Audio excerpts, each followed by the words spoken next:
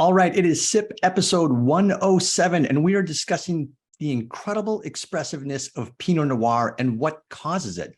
Is it the soil? Is it the rocks? Is it the sun? Is the answer blowing in the wind? In fact, it's all of it. And we compare and contrast Sonoma to Burgundy, and we have none other than Kevin Bersofsky of Montagne Russe to break it all down. Sit back, relax. We also go deep into Google Earth. Enjoy SIP episode 107.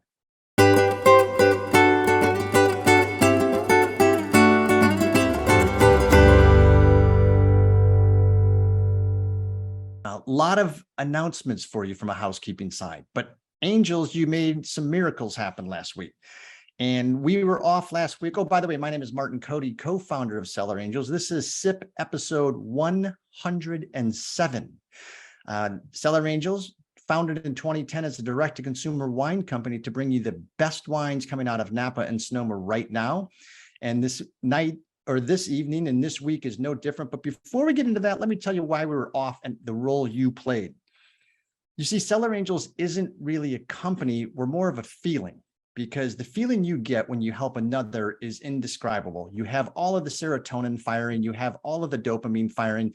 And when you can help someone on a grand scale, it just maximizes that feeling. It's exactly what Cellar Angels was doing last week. We were in Colorado, and we were at a Folds of Honor charity, and Angels, because of the wines you have purchased over the last year, it afforded us the luxury to go help them raise some money. Now, couldn't do this alone. So a special shout out to some super angels, Jim B, Bill B, Sean and Marilyn M, Paul V, who I got to meet in person last week at a wonderful lunch. And there's a couple others, but those 3 or 4 in particular were amazing. And 2 things I learned at this military charity.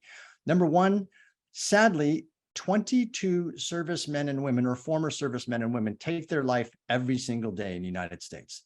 That in and of itself is a crime. The other thing I learned is that Navy SEALs, who are the elite of some of our servicemen and women, in the most dangerous situations around the globe, they tap out from an income perspective at $65,000 a year.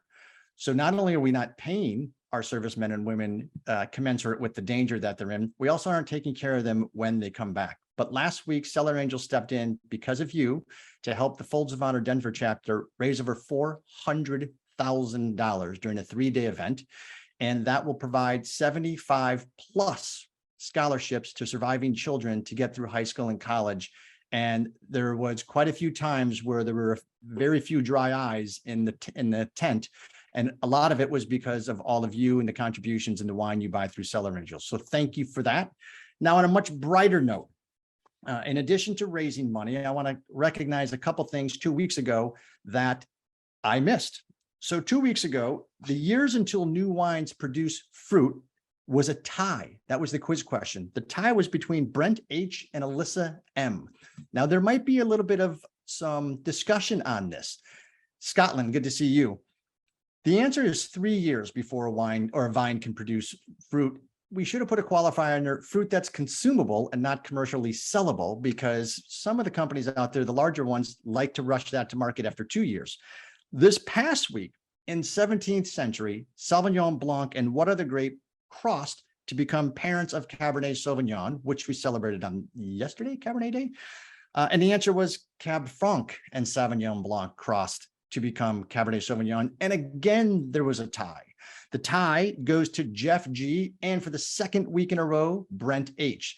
So pretty impressive. All of you that are doing great on the quiz, we will be depositing 100 points per winner or tie winner into your loyalty account. And we are working steadfastly on the loyalty redemption page. So keep an eye on that on the website. And speaking of the website, I am drinking this evening Kevin Bersofsky from Montagne Russe's Spring Hill Vineyard Pinot Noir. Many of you will be drinking it as well, or are drinking it right now.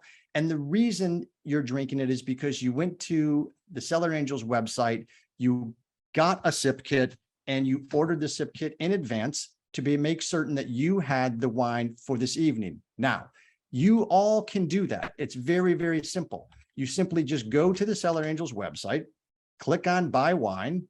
I don't know where the Cellar Angels website is. Hang on a second. Bear with me. There it is. I will share this. You get here. You go to shop, you go to wine, click, boom. The first item you have is your sip kit. So now the sip kit will have, as you see here, 5 wines. This will be the next 5 wines that we have on each consecutive Friday, where you can sit down, relax from the comfort of your own patio, lanai, family room, boat, parent-teacher conference, wherever you are tuning in the car, it's entirely up to you, and drink this wine along with the winemaker. And there's a couple great wines coming up. Tonight, we're having just an exceptional Pinot Noir, and I can't wait to talk to Kevin about this. But we also are going to be having very soon a Grenache. Legendary Tom Rinaldi is the winemaker at Patent. So there's a Monroe. Oh my gosh, that's an amazing Cabernet. There is some good stuff coming up. So you're going to want to go and get a sip kit. By the way, if you like something in the sip kit, go to the website and buy more. That's the way it goes. These wines are unavailable in the market for the most part. And this is how you support the wineries. This is how you support great charities. And this is how wine brings people together. So thank you all for all of the support. I want to talk tonight about the effect of Pinot Noir, terroir, and dirt. This is the good kind of dirt, not the gossipy dirt, but the soil dirt. And you've heard us talk about dirt for quite a while on Cellar Angels. I often use the famous Ben Hogan golf quote when asked how he was so good and what is the secret to golf. Hogan famously said, the answer is in the dirt. And he was talking about being on the driving range. But what we're talking about with wine, and tonight's guest, who I would love to introduce to you, is the dirt as it relates to winemaking regions and the specialness as it manifests specifically with Pinot Noir. So without further ado, ladies and gentlemen, Kevin Bersofsky from Montagne Russe. Woo! Hello. And by the way, Tom Rinaldi was my next door neighbor for 10 years. So say hi to him next week for me. You better believe we will. Just a great character. 47 vintages under his belt in the valley. Oh, yeah. So, oh, yeah. He told me my first Pinot Noir smelled, quote, awful. Terms of endearment. He was flirting with you. Yeah, he was playing hard to get. Yeah, it was, yeah. Now, that's a good segue. Was this your first Pinot Noir from the soon-to-be discharged TTB Pinot Noir? It was my second, in which I tried 100% whole cluster. And I don't know if you've smelled a jar of martini olives before, but that is what the ferment smelled like. It was terrible. It ended up making one of the best Pinot Noirs I've ever made in my entire life. So interesting. Just goes to show you don't throw the baby out with the bathwater. No. Doug R., good to see you. Ivy, good to see you. Julie, good to see you. Karen, always good to see you. All right, so I referenced an episode of your winemaking life associated with the TTB. And for those of you that don't know Kevin, Kevin, why don't you give us a little bit of your backstory about where did you grow up, high school, college, and was there one of those epiphany aha wine moments where you thought, hey, this is actually pretty cool. I think I want to make a go with this. Well, I grew up on the East Coast. I'm from Syracuse, New York, which I spent all of 18 months in. Family moved to the DC area in Rockville, Maryland. Go Orioles this year. First year they've been good in like 400 years. Don't go back to Rockville. Don't go back to Rockville. So I'm from Rockville, Maryland, and that song is about my hometown. Don't go back to Rockville, which is awesome. Dear REM, hold all your letters. Yeah, REM wrote that about my hometown. Don't go back to Rockville. And they didn't experience what I got to experience, the mall and whatnot. But then I went to school in upstate New York, Cornell, where I was a mechanical engineer, but I was lucky enough to take the wines class at Cornell, a very famous wine class where it is famous. Everyone talks about this wine class. And my epiphany moment was a Riesling Auslese. I was like, wow, this is tasty. I could drink a lot of this. And over the years, I have drank a lot of that.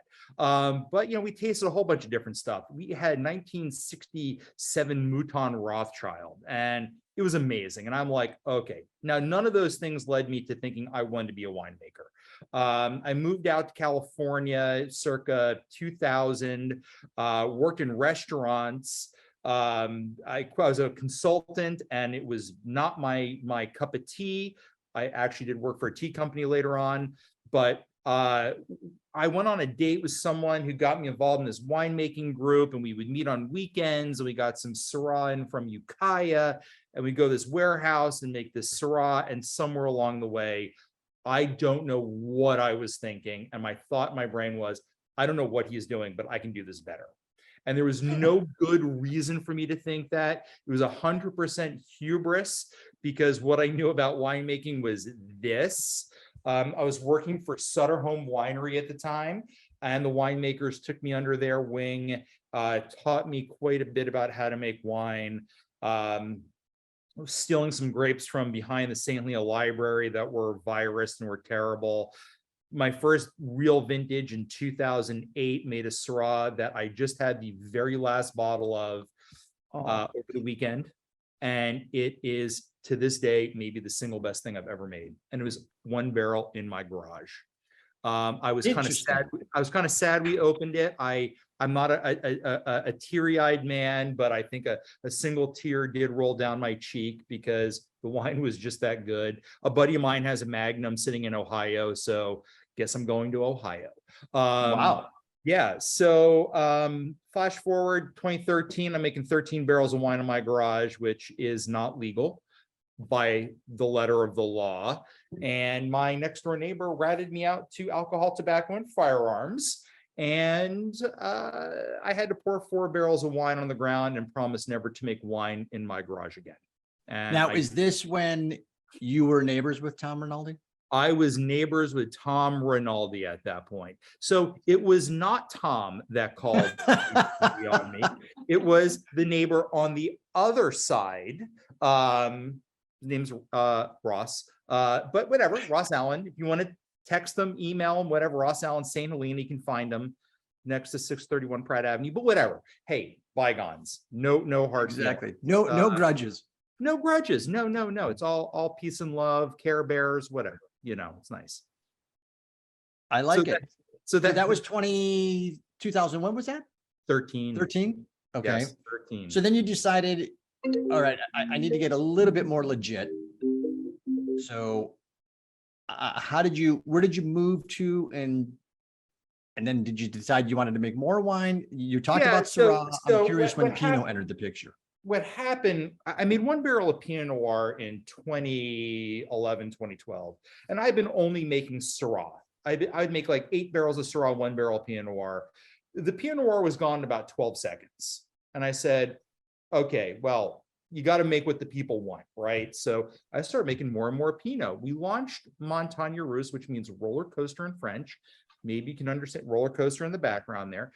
And you can understand maybe by my journey why I might have called it roller coaster. You know, obviously it was a roller coaster ride. A bunch of my friends invested, and in 2015 we made 300 cases of wine, 100 Chardonnay, 100 Pinot, 100 Syrah. Let me back up a quick second, because you talked. First of all, I love the German Auschwitz Riesling that you had that was set your hair on fire. I had a similar experience with a Spätlese, and you don't realize how good the Rieslings are when you've only been exposed to what your grandmother drank. And or the blue bottle that was in your fridge for 25 years growing up. Probably the same blue bottle. But where did your love for Syrah come from? Okay, so this is actually going to involve Tom Rinaldi. And so Tom Rinaldi has an insane wine cellar. He had the house next to me, and I was having a little impromptu party because I was getting into Syrah. And he goes into his cellar and brings over a 2005 Dellinger Estate Syrah. And I tasted this thing and I was like, oh, dear Lord, this is amazing. And I was like, I'm doing Syrah. I don't care if it's a salmon swimming upstream into a bear's claw. I am making Syrah, right? And that was one of like maybe 5 or 10 wines in my entire life that were game-changing wines. I mean, to this day, I still think Dellinger makes some of everyone collects Dellinger's Pinot Noirs. I collect all their Syrah. I probably have 15 bottles of Dellinger Syrah going back to 1997. And anytime I can find that 2005 Estate Syrah, I buy it, because it brings you right back to that moment when, oh man, I'm in trouble. I'm falling hard. It's interesting how the olfactory senses can do that. It's instant teleporting back in time where you've got that sensation in your nose and your mouth. It's right back to the first time you had it, and it's instantaneous, and it's magnificent when you have a wine like that. So that explains the Syrah. The Pinot Noir, that the barrel that was gone in seconds, that kind of instituted in you, okay, I need to make what the people want. So Correct. then how did you determine where you were going to source Pinot Noir, and you knew obviously just how fickle a variety this was. Yep. So walk us through that maturation process and what you were after stylistically. I would like to tell you a really sexy story, but Lay it on me. I have yeah, cigarettes. but 2015 I got was what me neither. You just knocked me off the rails. That's hard to do. 2015, sexy Pinot Noir. Was a drought year. And we had gone in California several years, much the way we are right this minute. Right. And we're having the same repeat year this year that we had in 2015, actually. So it's very interesting that this topic comes up right now, because California, I'm sure anyone who's not living in California hears about this drought stuff. The lakes are low, the rivers are dry. It's a real thing. And in 2015, there was a drought going on. I wasn't paying attention because I was busy settling my debts with alcohol, tobacco, and firearms. So when I went out to look for fruit, I was like, who's got fruit? And there were crickets. No one had fruit. So there were only two people at Pinot Noir. One was Black Knight, and the other one was Spring Hill Ranch. So I go out to visit Spring Hill Ranch, and the woman who owned the property at the time, I start telling her this story about how I got busted by the federal government. She goes, "Oh man, one of my friends had the same thing happen to him." I'm like, "Really?" And she goes, "Yeah, Patrick Clark." I go, "Patrick's my business partner." You know, so I randomly my friend Patrick is a chef, was at the chef at the Culinary Institute of America, and he would take his class out to see her Wagyu cattle. Because she was raising Wagyu beef on the vineyard next to the land right next to the vineyard. So we randomly happened to find the same person, serendipity, right? So 2015, I'm in my truck, I'm getting ready to pick up the grapes. Karen London calls me up on the way up to the vineyard to get my grapes. She goes, "Kevin, bad news. I don't think I've got any fruit for you." I go, "What are you talking about?" She goes, "It's a really small harvest. I just don't have any fruit." And I was supposed to get 2 tons of fruit, like 5 barrels. I go, "Karen, when I get there, there will be fruit." And I hung up on her. I get there and there is 1 bin of fruit waiting for me. I take it back to San Francisco. I make 1 barrel of wine out of it, and it scored 95 points from Robert Parker. Wow. Yep. Wow. So she should have given you more. Well, if I had known hanging up on her was going to get me, I would have hung up on her every week leading up to harvest. But oh well. No, Kent, hello. Lori, hello. I'm making certain I catch everybody. And Doug R., I know you're driving, I think. So good to have you tuning in. Mark S., good to see you. And Jan, always good to see Jan in the house. I'm fascinated. By the way, folks, we've got so much content. It's not even funny to get to on Google Earth this evening. But first, let's get to a couple polls so I can get those out of the way and see where everybody is thinking as it relates to Pinot Noir. So Pinot Noir is the blank most planted grape in the world. Ooh, I got to guess. Who's texting me? That's me. You can't text me the answers, people. My wife's texting me right now, so it's. All right. That was a new term since the last time we spoke. Oh yeah. We'll get into that. I've got questions on that. Yeah. All right. We're going to give this 5, 4, 3, 2, 1. See, I got to cut it off fast, Kevin, because while they are in fact angels, some of them will go to the smartphone for these. Yeah. All right. So here's the answers. It's 17th. It's 17th, isn't it? It is not 17th. That was it. So no one is wrong having not selected 17th, but did you want to fathom a guess? I guess 17th. I I really love- guess 17th. That was actually my guess. I love and appreciate the honesty. The answer, according to the 2018 survey, so it could have changed in 4 years, is 9th. So it has cracked the top 10. And interesting enough, I mean, when you think about, and we'll talk about this a little later when we're looking at dirt, you know, there's half a dozen or so predominant Pinot Noir regions. And so it is limited because Cab is growing everywhere, Chard's growing everywhere, and that sort of stuff. So, all right, the next one is interesting. The most expensive wine auction item lot ever was 5 magnums of Domaine Romanoconti from the Romanoconti vineyard, and it sold for how much? I disqualify myself because I was the one who purchased it. So I know the exact answer. Put those smartphones down. This is the honor system. Look at all those numbers changing. 5, 4, 3, 2.5, 1.5, and do you want to fathom a guess here? I was going to guess 347. You and 8 people would be wrong. The answer, Kevin, let the record reflect, is 0 for 2. The answer is $266,000 for 5 magnums at Christie's, I believe in New York. And the vintage escapes me. I almost want to say 1990, but that's 5 magnums. So you're looking at just about $50,000 a magnum. Not bad.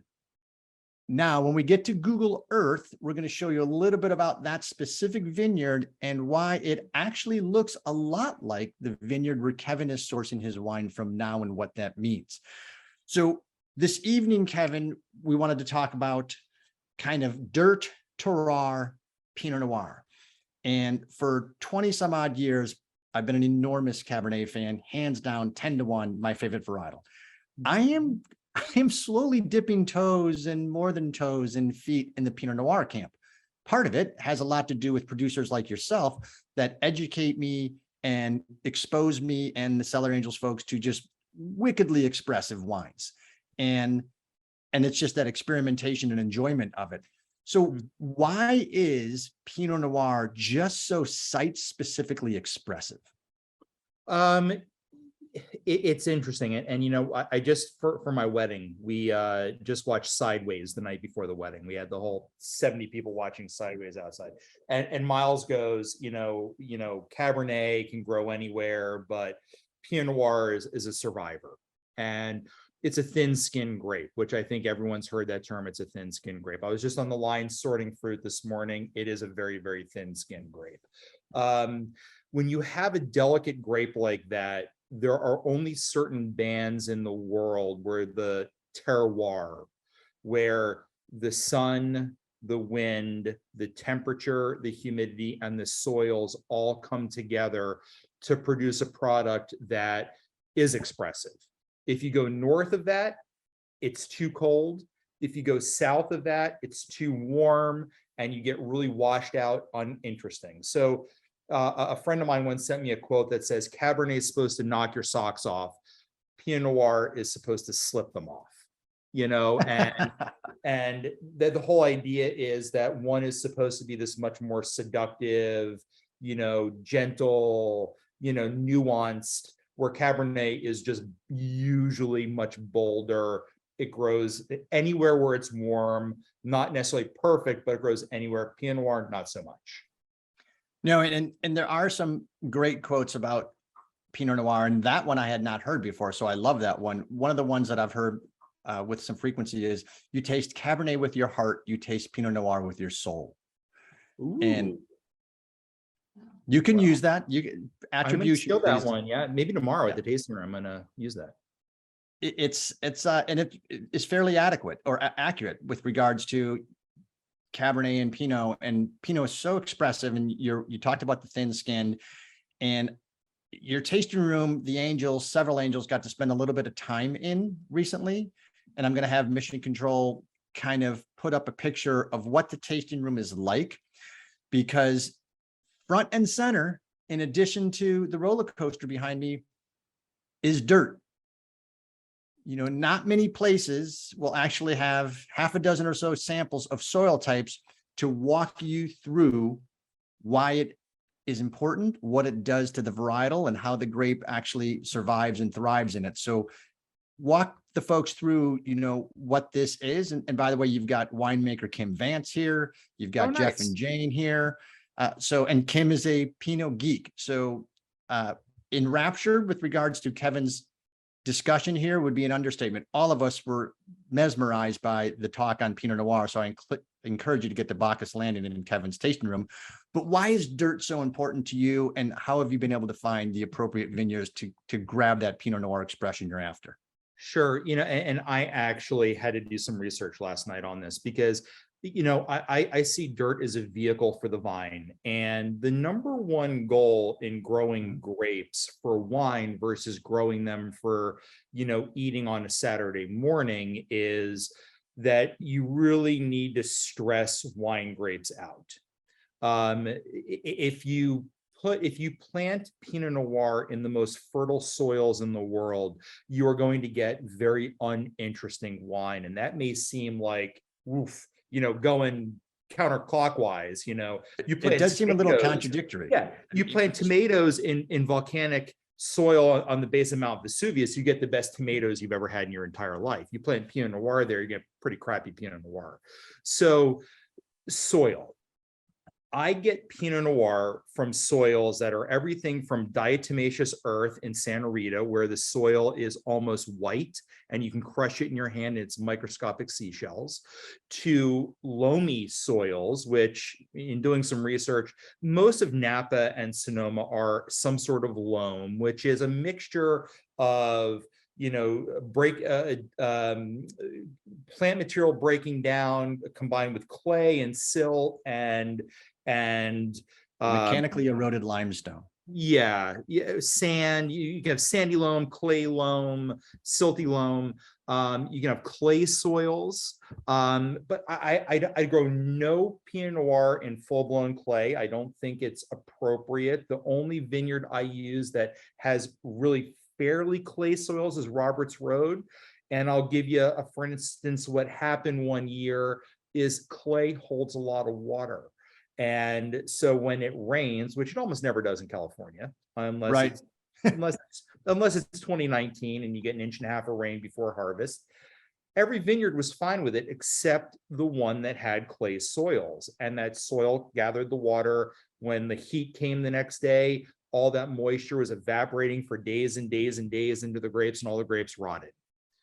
The vineyard that had really rocky soils 2.5 miles away didn't care one iota that it had rained. All the water went right through the rocky soils, probably went down 60, 80, 100 feet into the ground, never to be seen again.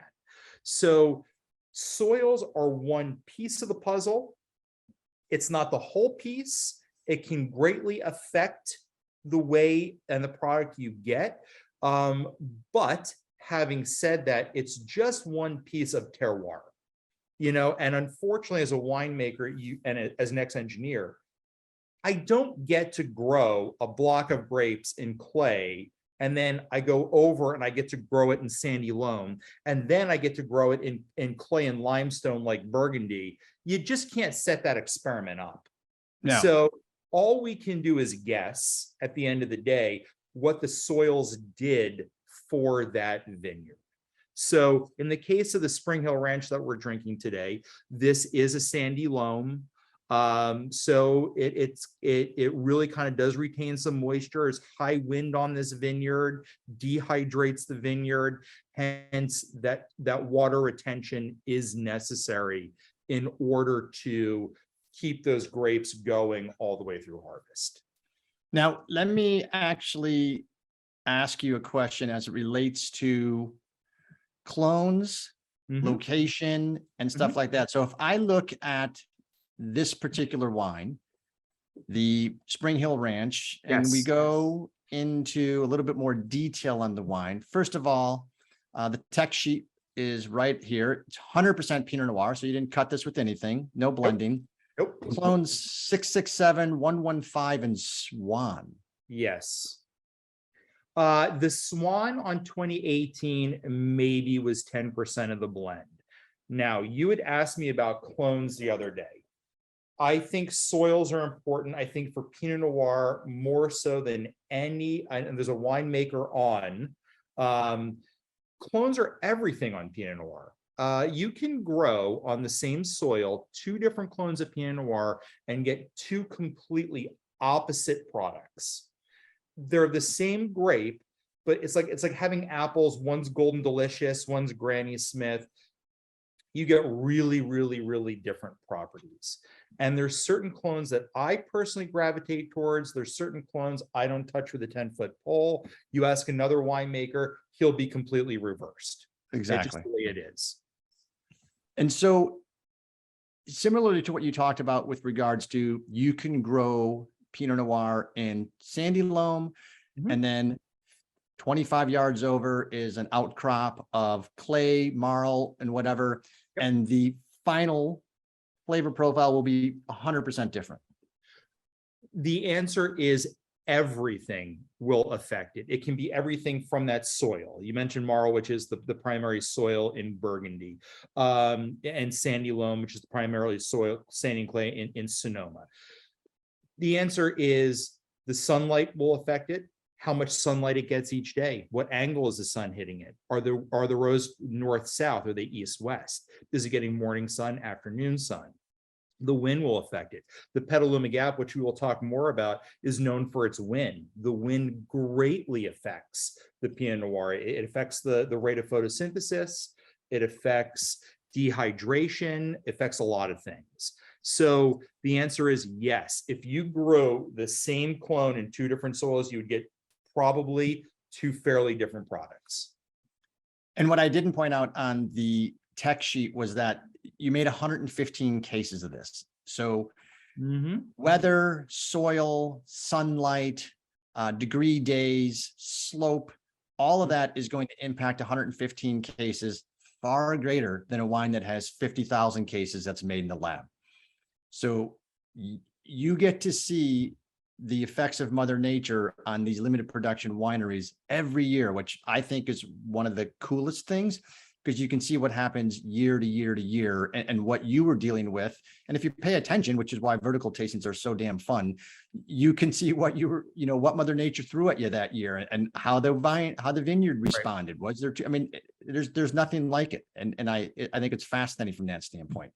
And Pinot Noir is far more susceptible to that too. Cabernet, you can kind of get a similar product each year. Pinot Noir, you taste the 2019 version of this wine, it is way different. 2017 is way different than 2018. 2015 was just awesome. I just had it the other day. It's awesome. Every year is just a completely new. This year, it's going to be 109 degrees out tomorrow or the day after. It's nuts. It's just different every totally nuts. I'm going to ask everyone to buckle up, because we're going to do some transcontinental traveling right now, and it's not going to be bumpy, but you might suffer from motion sickness. So for those of you that know Cellar Angels, we are a very, very special company founded in 2010 to highlight direct-to-consumer limited production wineries like Kevin, exclusively from Napa and Sonoma only. You're not going to find these wines for the most part in stores around your city or location or restaurants. At 115 cases, Kevin just doesn't make enough for distribution across 15 states. So this is where we play. Napa and Sonoma. And this is interesting, because Kevin probably came across some of this in his research as well. When you look at the soil types of Napa and Sonoma County, there is great similarities over the last 200 million years between Burgundy. So both of these regions 200 million years ago were covered by ocean. Fast forward, 70 million years, and Europe starts to appear and come above, and the waters start to recede. Not so fast for California. It takes a little bit longer, but you have all of that fossilized sea life material that is in the mountains. That adds character and complexity. Then you throw in all of the geological interruptions and shifting and folds coming over and falling on top of itself. And you've got different soil, what Kevin talked about earlier. You can have veins and outcroppings of soil. That's from all the geological activity. So both those regions have that. You've heard us talk about just how special this dirt is. There's 12 soil types in the world. Napa and Sonoma have 6 of them. I mean, that's insane. So when you think about the complexity of the soil, the proximity to cool weather, and we're going to talk about the Petaluma Gap when we get down to some of the locations for Kevin's, you have to factor that into why this is so special. This is why they're not producing complex Pinot Noir in Texas. Sorry, Texas. It just doesn't have this aspect of complexity in the soil, the microclimates, the proximity to cool water. All of that lends itself for unique limited production wines, not mass production. So I also want to share if this is the first time we've ever spent money on a lot of graphics for Google Earth. So this first graphic is something that I think you're going to marvel at. And it is this one. Where'd it go? This is, oh, here it is. So this was, okay, I made this one. Wow, that is great CGI. That is, I did that with a laser pointer blindfolded. It looks like that, or Matrix 0.5. Yeah, nice. Now you can appreciate this as a mechanical engineer because we have slope. Yep. And we have run. And what you may or may not know in Burgundy is that as you are on the mid slope of the hill, it's all Grand Cru. There is no Premier Cru on this mid slope in Burgundy.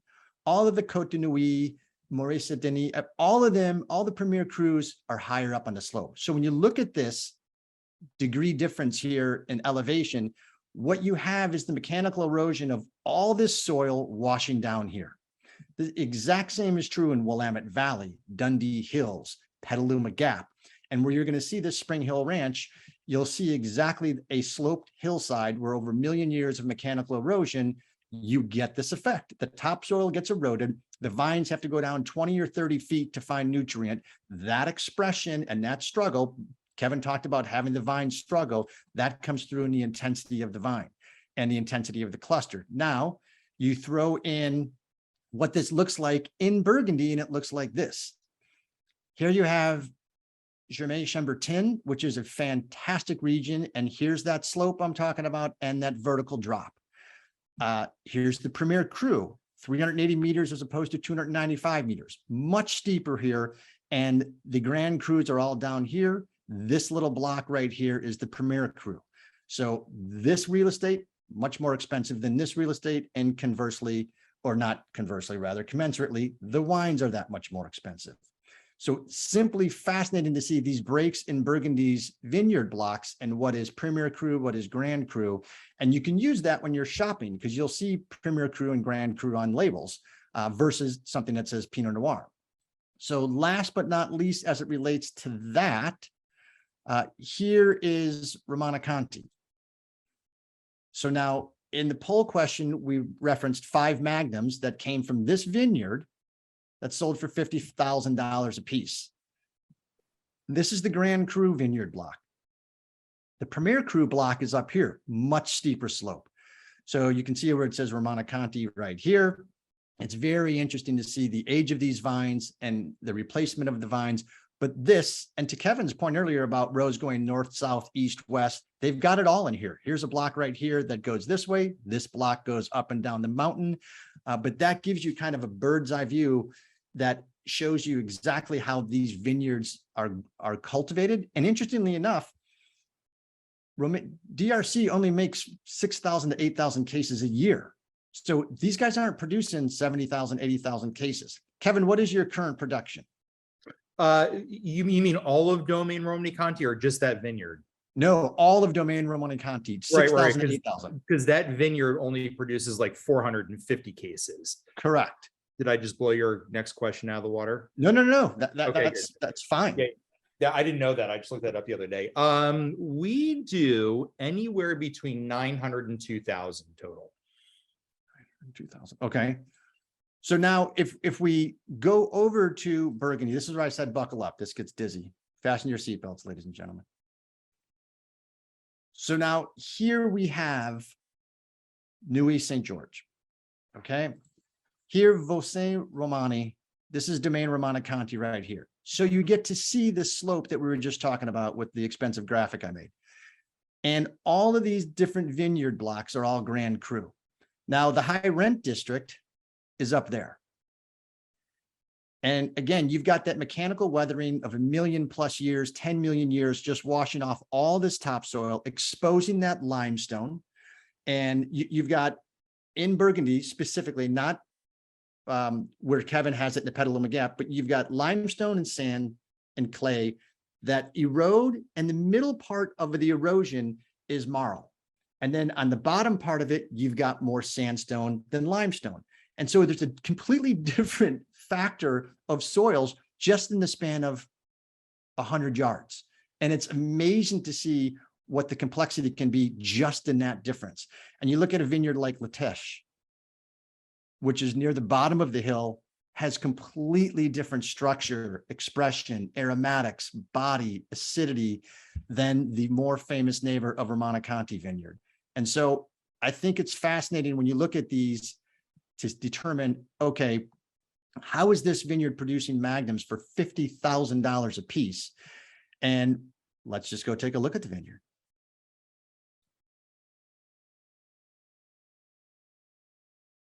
So here you get a ground view of that slope. And it's interesting that this little bad boy right here, and I think it's tiny, Kevin, you're right. It's something like 2 hectares or something like that. I mean, it is. I thought it was 1.5, but yeah, I was there in December and I looked at it and I'm like, it was like looking at the Mona Lisa. You're like, that's it. I mean, it was tiny. I was like, oh, that was disappointing. Yeah, that's where you suffer disappointment. Yeah. I think I drank that entire row right there the other day.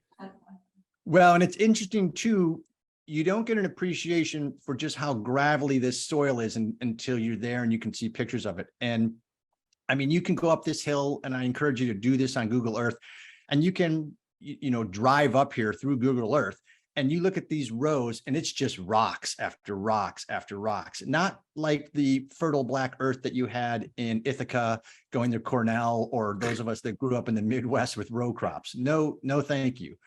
And then here's obviously the very famous obelisk of Romanée-Conti that I did not land in front of. My apologies.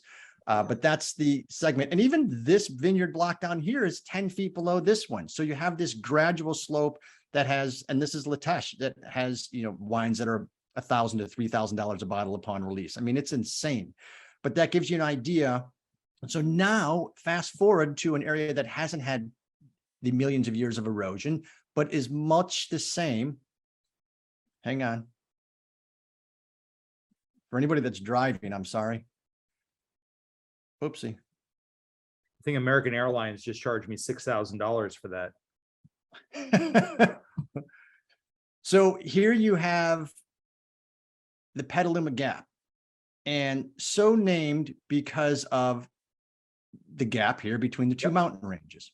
Now, what I love about this is that this is, the region's air conditioner that's built in and you don't pay for. And Kevin has seen this thousands of times, where the fog that just gets sucked in off the ocean cools this entire region. And so Spring Hill Vineyard Ranch is right there. And this gap, Kevin talks about this vineyard being always windy. And now you know why. Well, Kevin, you talk about the vineyard. So I'm actually on the board of the Petaluma Gap, so they're going to love that I'm going to talk about this. You see where Bodega Bay is, and for anyone who's in California, this is going to make sense. But you got this corridor between Bodega Bay and Dillon Beach, and you can't see my hands, but the mountains are running transverse or sideways. And if you zoom out just a little bit, and I'm going to move my chat screen, the wind basically comes right off Bodega Bay, past Rohnert Park, hits those mountains right by Glen Ellen, and turns and exits in the San Pablo Bay.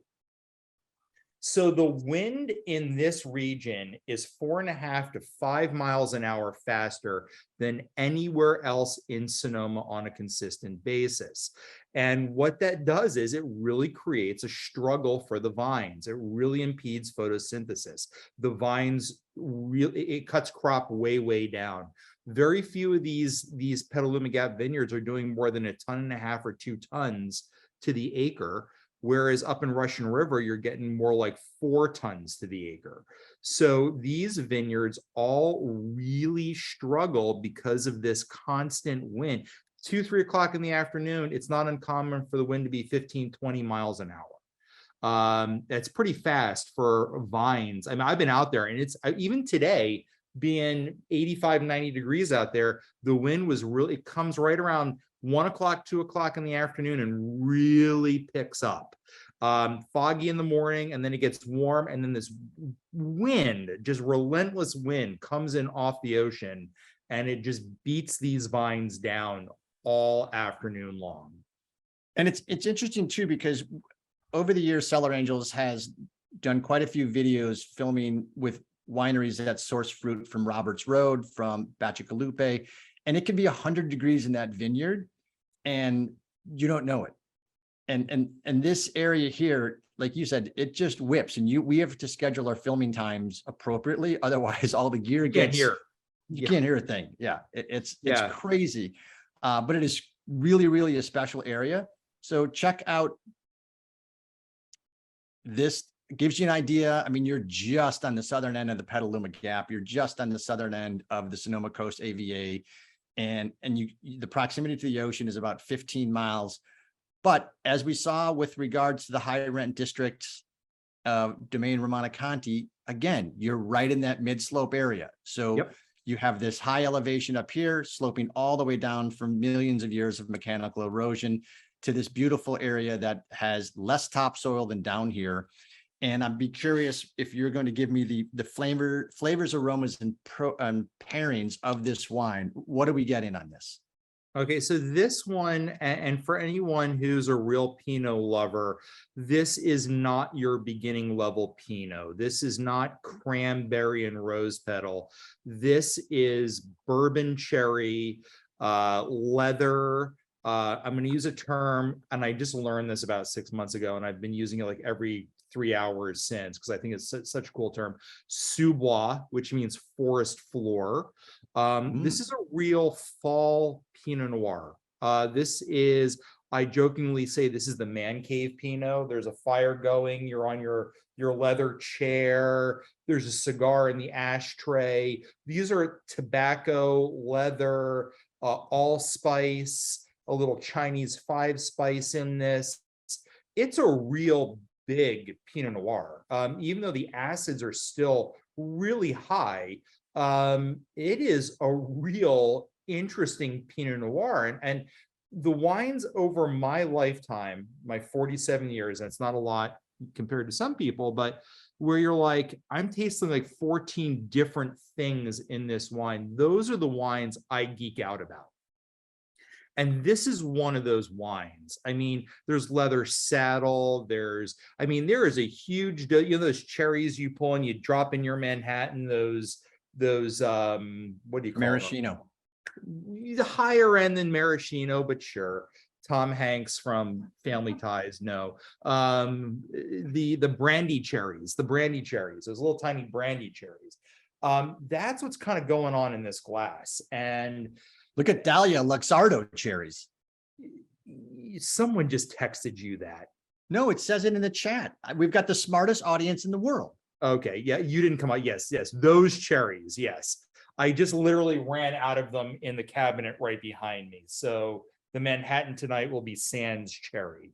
But it's okay, it happens. But this is a real deep, dark, brooding, yet intelligent Pinot Noir. It's not flabby. There's a lot of acid. There's some char. The barrel, the Francois Frere barrel that's playing part in this is really causing a little bit of smokiness. If you're a Scotch drinker, you're going to gravitate to this Pinot Noir. It's just really got so many layers. And as this thing ages, And I'm not a big fan of aging Pinot Noir, full stop. I usually drink most of my Pinot Noirs from year of harvest to 4 years out. It's got to be Really? something really special, in my opinion, that it's going to get better and better and better. I have if you ever become a club member of ours, I have every vintage of Spring Hill we've ever made. 2019 will be our last vintage. Unfortunately, the vineyard was sold. I no longer get the grapes, sadly. But every vintage going back to 2015 right now is tasting better than it has ever tasted up until this point. Every single vintage, no matter how light or dark the wine is, this is an ager. You can lay a 6-pack of this down for another 10 years, no doubt about it. Well, and it's interesting that you've been able to realize that over the last 5 or 6 vintages, because they have not been easy vintages. You know, I was just having this conversation over at Cellar Estate, and this is another vintage where I don't know if you see my hair. You know, this is like high rent district, and this is low rent district right here. I see a Premier Cru and a Grand Cru. I do. Yeah. And this is just Cru right here. You know, this is, yeah. The last, you know, when I was making wine in my garage, I didn't realize I was in the golden age of making wine. All these vintages, for the most part, were fairly easy vintages. 2010, 11 were a little rough, but then 12, 13, and 14 were pretty easy. 15, 16, 17, 18, 19, 20, 21, and 22 have all been nerve-wracking. Like, this is another vintage where up until a week ago, everyone's like, this is going to be the great vintage. And all of a sudden, Napa is going to have 9 days in a row of 102 degrees or higher. A little unusual, you know? It's well, and it's funny because yes, Napa is going to have that. Where you are in the Sonoma coast, yes, it's out there. Okay. We talked about this a couple weeks ago. I talked about this in Colorado when we featured a wine. And thank you to Chad Angelo, who helped do an in-person live winemaker tasting for the Folds of Honor. But the Sonoma coast, that is out. You're making wine on a knife edge out there because it's not that fertile black soil, or there's a lot to be desired. There is some skill involved. Like you were talking about, you have to walk the rows quite often because things can change in an instant. Yep. And I don't know how Napa wineries are going to call the pick in the next 10 days or what they're going to do. And I know a lot of folks that are telling us they're watering because you got to slow some stuff down. And it is like, you're right. When we were out there in July, everyone was extolling, this is a great vintage. This is a great vintage. And the last Mother Nature said, hold my 7 years have been like that. You know, I'll tell you this, and I told a number of winemakers my philosophy, because I'm on a number of vineyards where people are already picking the Pinot Noir. And I brought my first Pinot Noir in this morning because it was a Terra de Primicio, and it's a very small amount of fruit. And I didn't think it was going to survive the heat. But everyone else, I said, look, I can correct alcohol. If the sugars are high, I can add water back. If the acids are too low, I can add acid. I cannot add Mrs. Dash to the barrel. There is no Mrs. Dash for winemaking. So the flavor, what do you mean by Mrs. Dash? Mrs. Dash. The Mrs. Dash is MSG. I don't know if anyone's gone to culinary school, but Mrs. Dash is MSG. But basically, there are no flavor crystals I can add to the wine after the fact. The flavor is what is there. There is no adding flavor. I can use a different barrel and I can add some spice, but the fruit and the earth and all that is coming from the grape. If it doesn't have it, it doesn't have it. Right. So I would rather pick 3 days too late than 10 days too early. Now, I tend to pick on the early side, but at the end of the day, I walked every vineyard in the last week. None of the grapes are ready. So you know what? Heat be damned. If it's going to be hot, it's going to be hot. I'm going to cross my fingers and hopefully the wine makes it through, but I'm not going to make an unflavorful wine just because I'm worried about what 3 days of heat are going to do. But to put it in perspective, Napa is going to be 109. Petaluma is going to be 97. And we're only talking about towns that are like 12 miles apart or 13 miles apart. So that's California. And that's the amazing part about the Petaluma Gap is those years where it's really cold, that stinks. But this year, awesome, because, hey, it's protecting me. Right. Hey, Petaluma Gap is like sitting in front of the vent of the air conditioner in the window when Napa's all the way yes, behind you, a couple counties away. sounding So like how someone from Chicago. Yes. there's a couple new things surrounding Montagne Russe. Let's Yes. just talk with the big new thing where you have a consulting winemaker with you / spouse. Oh, yeah. Well, she only drinks white wine, so she only consults on the Pinot Gris and Chardonnay. Yeah, I got married 6 weeks ago. Congratulations. That's yeah, worthy to of a glass raise. Yeah, I literally thought I asked her a question in October of last year. You don't want to get married, do you? That was a mistake because the answer was, of Way to course. close. Yeah, well, of course. It's like, uh-oh. So that little question cost me a short bit of money. I should just let a sleeping dog lie, Yeah. but she's pretty awesome. She's a person of two continents. Her dad's from California and her mom is from Copenhagen. But she grew up in Copenhagen and her family is all in Denmark. So I now get to go to Denmark twice a year, Yeah. which nothing is nothing wrong with that. nothing wrong with that. Yeah. I've learned. And so to when enjoy- folks are coming out to wine country, specifically the Healdsburg region, where can they taste with you? Yeah, so while we make the wines in Petaluma, we opened up our tasting room in Healdsburg because I think 10 years from now, Petaluma is going to be a prime wine tasting location. If you ask me where Montagne Russe is going to be in 10 years, I totally think we're going to have a downtown Petaluma tasting room. Until that time, we decided to set up shop at the new Bacchus Landing. So anyone who's been to Healdsburg, you come up the 101, you hit the first circle in going into Healdsburg, you hang a left on West Side Road, and we're a half mile down on the right. And it's a complex, it's got 5 tasting rooms. For those of you that tuned in several weeks back with Lise Asamont, she is, boy, not even a stone's throw, a stone's kick from Kevin's tasting room. They share some of the same space inside Bacchus Landing. There are 5 tasting rooms. They have, what is tomorrow's festivities or tomorrow's? Tomorrow we're doing Labor Day weekend where they're launching the wood-fired pizza oven. And Saturday we got a bluegrass band playing out in the Mezzanine Plaza. I call it the Quad. I'm an Ivy Leaguer. Sorry, I call it the Quad where we play hacky sack, whatever. Hacky sack. For those of you paying attention, that's an 80s reference, which was awesome. 90s. I'm pretty sure. Oh, come on. I played it in college in the 80s. Oh boy. Anyway, so moving on from that, I was still collecting tapes in the 80s. 8 tracks. 8 tracks. Wow. Well, actually, come to our tasting room. I have a collection. Karen agrees with you. Hacky sack is 90s, Martin. Sorry. I have 300 vinyl albums at the tasting room. So come on in. We'll spin any record you want. We've got 50s, 60s, 70s, 80s, 90s, and we have 1 Taylor Swift album. So and I will vouch for this because the record collection is outstanding and it's all vinyl and the stylist is amazing. And you tell Kevin, he'll start thumbing through some albums and he'll pick something, you pick something, he'll put it on the turntable. You'll have to look that up. That plays spinning discs at 33 RPMs.